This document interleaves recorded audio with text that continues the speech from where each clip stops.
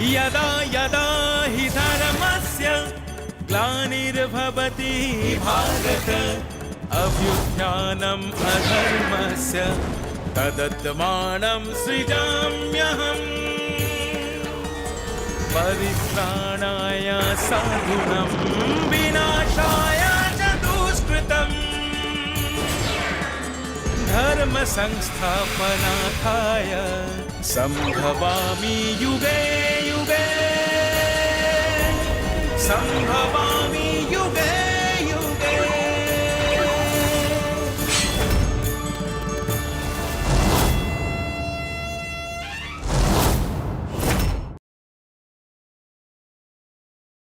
হস্তিনাপুরের শেষের যাত্রা শুরু হয়ে গেছিল পাশা খেলার জঘন্য ষড়যন্ত্রের মাধ্যমে। যে রাজসভা রাজবধূর সম্মান রক্ষা করতে পারে না, যে রাজা রাজধর্ম পালনে ব্যর্থ হয়, সেই রাজ্য অচিরেই হয় ধ্বংস। হায় রে বিধাতা! ওই নির্বোধ দুর্যোধন সেদিনও বুঝতে পারেনি ধর্ম আর সত্যের শক্তিতে বলিয়ান ওই পাণ্ডবদের এভাবে বিনাশ করা যায় না। একদিকে যেখানে দুর্যোধনদের পরামর্শদাতা শকুনির মতো এমন এক কূট মানুষ, অন্যদিকে পাণ্ডবদের সহায় স্বয়ং বিষ্ণুর অবতার কৃষ্ণ। এহেন অসম শক্তির এক মহা লড়াই হয়ে পড়েছিল আসন্ন। পাণ্ডবদের বনগমন হয়তো সেই লড়াইয়ের প্রস্তুতির সূচনা।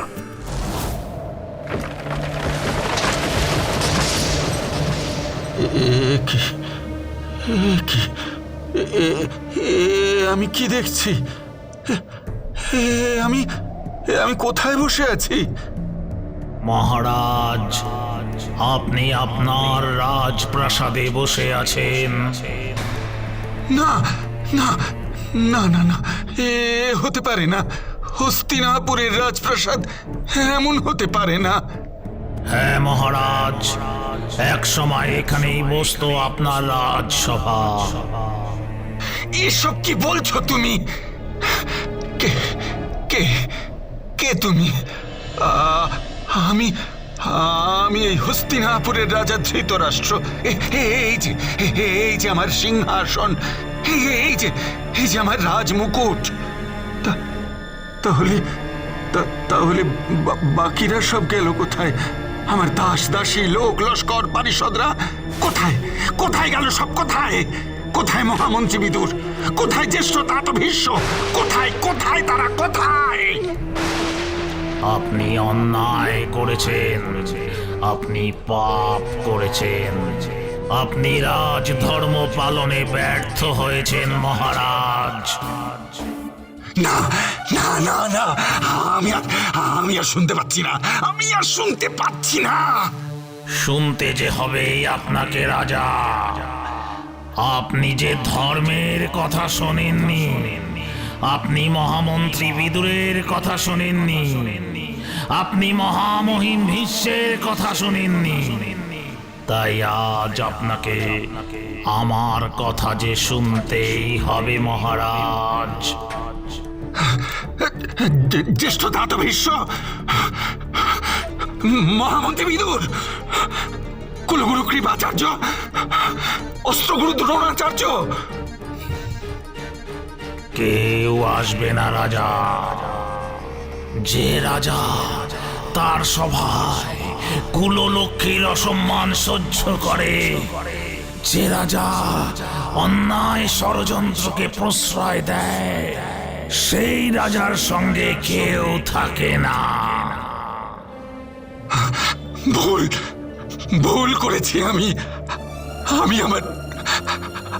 আমার পুত্রবধূ দ্রৌপদীর সম্মান রক্ষা করতে পারিনি, কিন্তু তার জন্য তো আমি তাকে বর প্রদান করেছি।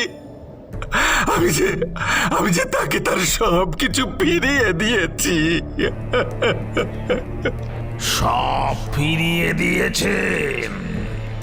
যে কষ্ট পাঞ্চালী ভোগ করেছে, যে অপমান পাঞ্চালী সহ্য করেছে, পারবেন তাকে তার মান ফিরিয়ে দিতে পারবেন? তার বুকের ভেতর যে জ্বালা হচ্ছে, পারবেন সেই জ্বালা প্রশমন করতে? আমি আর শুনতে পাচ্ছি না, আমি আর শুনতে পাচ্ছি না। মহারাজ, শুনতে যে আপনাকে হবে। স্মরণ করুন মহারাজ, দ্রৌপদী আপনার দিতে যাওয়া তৃতীয় বর কেমন হেলায় অগ্রাহ্য করেছেন। না মহারাজ, আমার স্বামীরা দাসত্ব থেকে মুক্ত হয়েছেন। এবার পরবর্তী যা করার ওরাই করবেন। হস্তিনাপুরে এই রাজবংশের ধ্বংসের যজ্ঞ শুরু হয়ে গেছে মহারাজ। আপনি একা সেই যজ্ঞের পুরোহিত, তাই ধ্বংসের মাঝখানে বসে আছেন আপনি একা। ধ্বংসের যজ্ঞ করছেন আপনি মহারাজ, ধ্বংসের যজ্ঞ।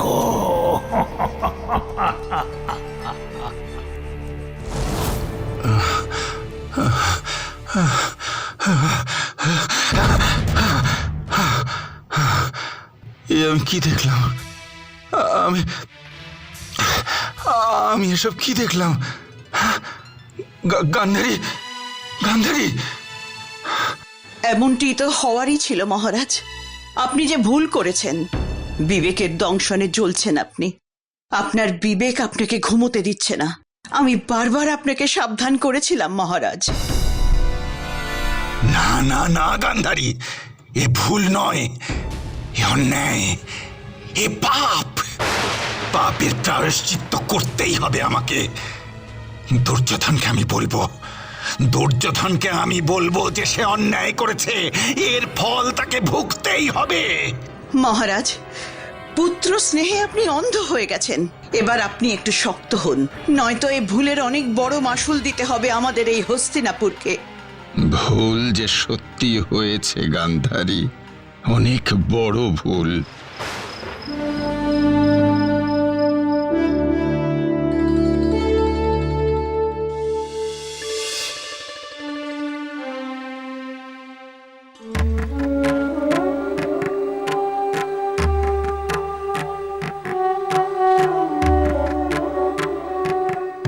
মামা, ওই দেখো পঞ্চ পাণ্ডবকে দিনহীন ভিখারির বেশে দেখতে আমার যে প্রাণ ফেটে যাচ্ছে।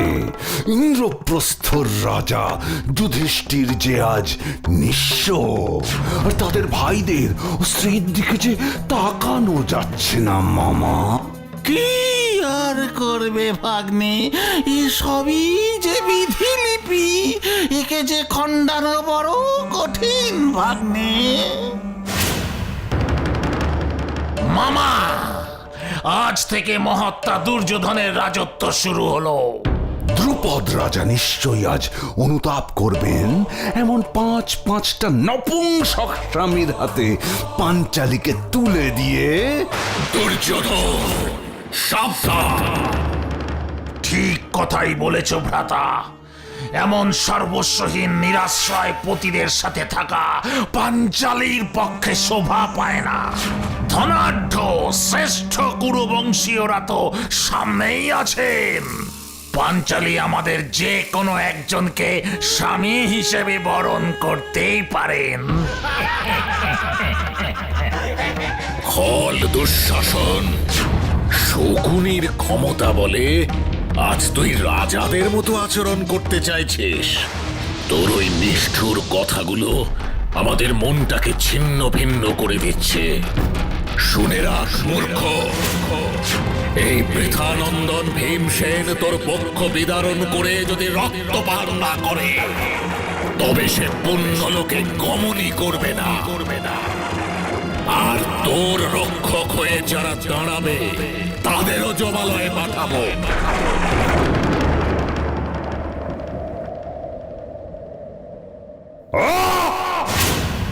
আগে 13 বছর অতিক্রান্ত হোক, তারপর কথা। আমাদের মধ্যে অবশ্যই যুদ্ধ হবে, আর সেই যুদ্ধে আমি গদা দিয়ে পাপাত্তা দুর্যোধনের বামরু ভঙ্গ করে তাকে বধ করব, আর পদাঘাত করে ওর ওই কপট মাথাটাকে ধুলায় লুণ্ঠিত করব।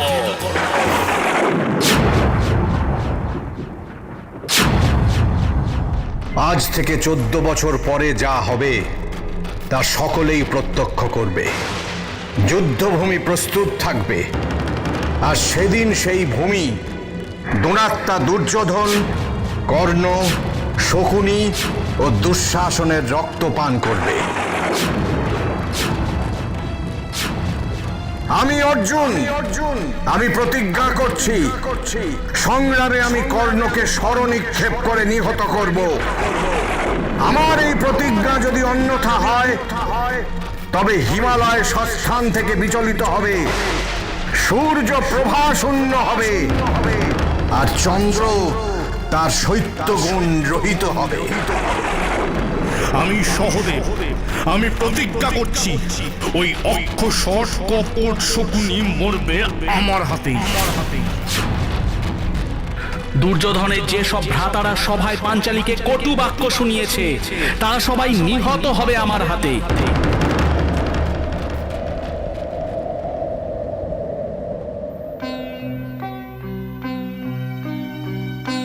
প্রণাম পিতামহ। প্রণাম মহারাজ। আমি ভরতবংশীয় কুরুশ্রেষ্ঠ সকলের কাছ থেকে বিদায় নিতে এসেছি। হে পিতামহ ভীষ্ম, মহারাজ ধৃতরাষ্ট্র, কুলগুরু কৃপাচার্য, অস্ত্রগুরু দ্রোণাচার্য, কাকাশ্রী বিদুর এবং অন্য সকল সভ্যগণের কাছে আমি সপরিবারে বনগমনের জন্য অনুমতি প্রার্থনা করছি। সকলের অনুমতি নিয়েই আমি বনে যাচ্ছি, আবার ফিরে এসে আপনাদের দর্শন করব।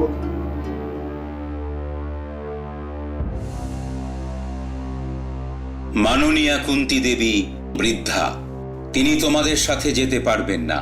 তিনি এখন আমার গৃহেই সসম্মানে বাস করবেন। হে পাণ্ডব, তোমাদের মঙ্গল হোক। জয় পঞ্চপাণ্ডবের জয়।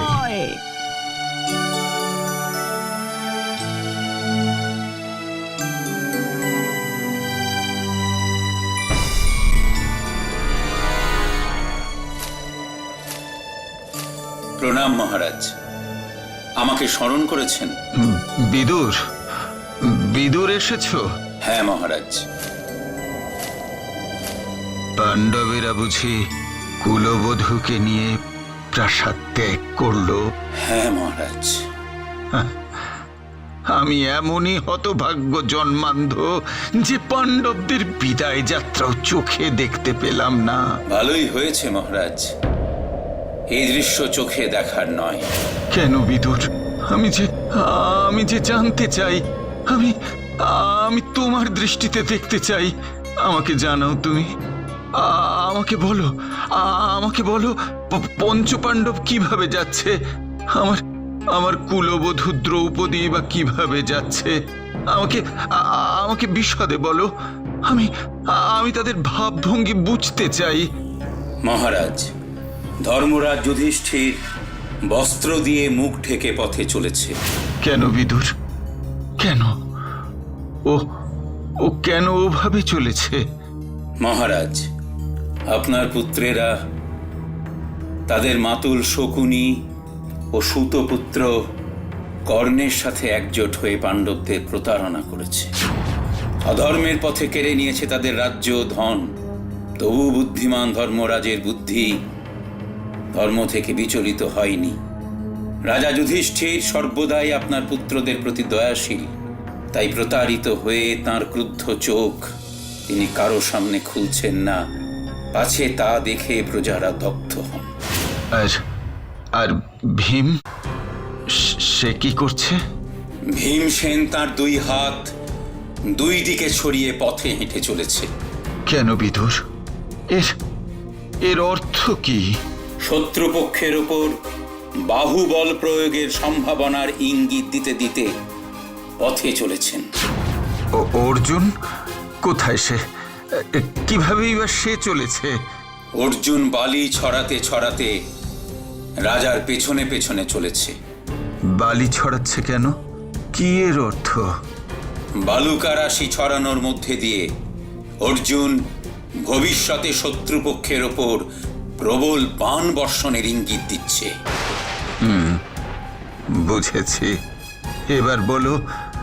এবার বলো বিদুর মাতৃনন্দন নকুলের কথা। কিভাবে চলেছে সে? পরম সুন্দর নকুল সমগ্র শরীরে ধুলি লিপ্ত করে রাজার পিছনে পিছনে চলেছে। আহা, অমন সুন্দর নকুল ধুলি মাখা কেন? পথের মধ্যে কোনো স্ত্রীলোকের চিত্তাকর্ষক যেন না হতে হয়, সেই ইচ্ছায় নকুল সর্বাঙ্গে ধুলি মেখেছে। আর সহদেব? সহদেবের কথা বলো তুমি। সহদেব তার দুই হাতে নিজের মুখ ঢেকে চলেছে। কেন? এর কি অর্থ বিদুর? কেউ যেন সহদেবকে চিনতে না পারে, সেই চিন্তা করেই সহদেব তার দু হাতে মুখ ঢেকে চলেছে। সব শেষে বলো বিদুর, আমার কুললক্ষ্মী পাঞ্চালী সে কিভাবে চলেছে? আহা, পাঞ্চাল রাজনন্দিনী পাঞ্চালী সেও কিনা আজ পথে নেমেছে। হ্যাঁ মহারাজ, দীর্ঘ নয়না পরমা সুন্দরী দ্রৌপদীও উন্মুক্ত কেশরাজি দ্বারা মুখমণ্ডল আবৃত করে রাজার পিছনে পিছনে চলেছে। বিশদে বলো বিদুর, এর কি অর্থ? এক বস্ত্রা মুক্তকেশী দ্রৌপদী মনে মনে কথাই বলতে বলতে চলেছেন।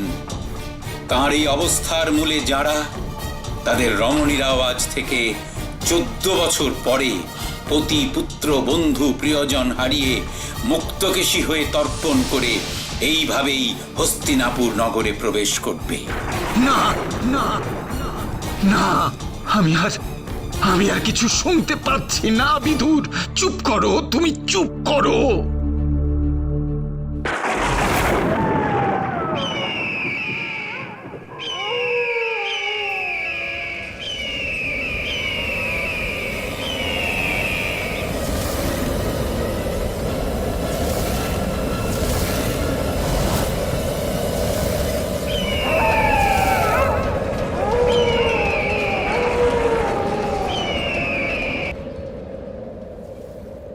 জ্যেষ্ঠতা তো, হস্তিনাপুরের বিভিন্ন স্থানে এই মারাত্মক ঝড়ে ব্যাপক ক্ষয়ক্ষতি হয়েছে।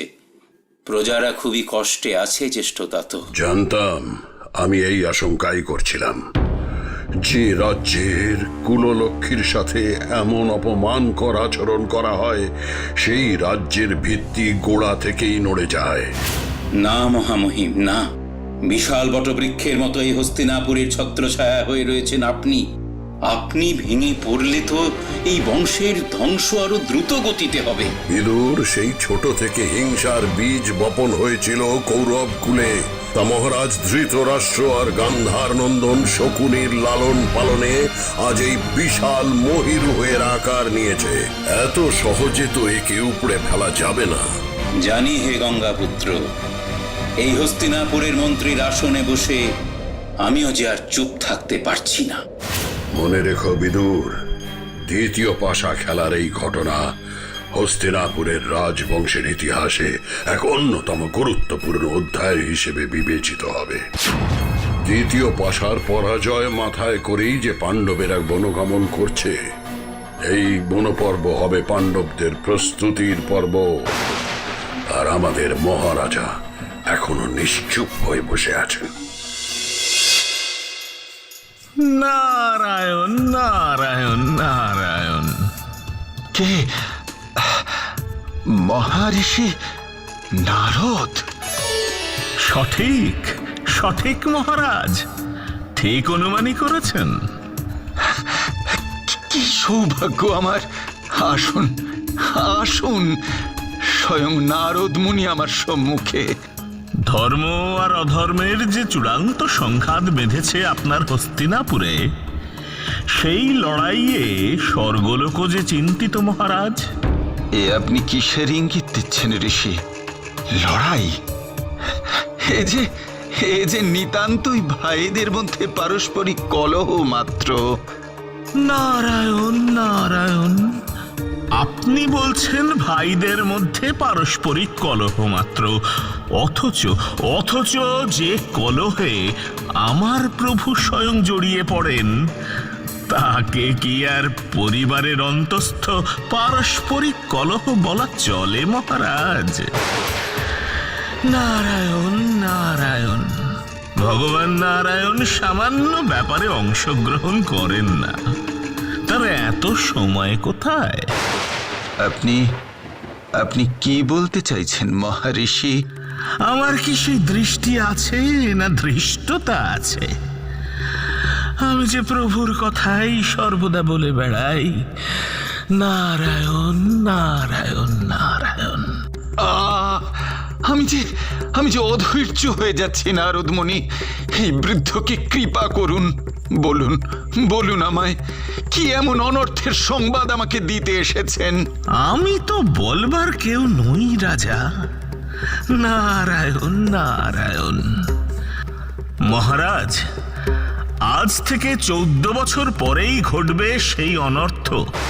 অধর্মই যে অনর্থের মূল মহারাজ।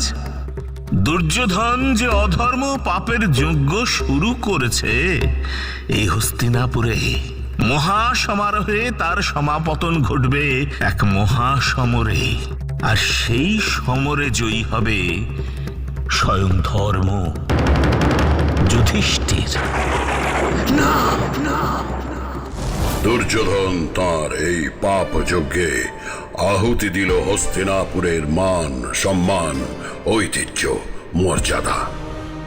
যজ্ঞের আগুনে দাউ দাউ করে পুড়ে ছাই হয়ে গেল সব। অবশেষে পাণ্ডবেরা বাধ্য হলো বনগমনে। হস্তিনাপুর থেকে তারা একবার হয়েছিল রাজ্য ছাড়া, আবারও একবার তাদের ছাড়তে হলো ইন্দ্রপ্রস্থ। ধীরে ধীরে লোহা পুড়ে যেমন ইস্পাত হয়ে ওঠে, তেমনি পাণ্ডবেরা এই অন্যায়ের আগুনে পুড়ে হয়ে উঠতে লাগলো অপরাজেয়। তাই হয়তো সময় তাদের 13টা বছর দিয়েছিল সর্বোত্তম প্রস্তুতির। সময়ের সঙ্গে সঙ্গে আমিও অপেক্ষা করে থাকব এক অপরিহার্য ধ্বংস প্রত্যক্ষ করবার জন্য। For more updates, subscribe to our channel, click the show links and enjoy watching the videos.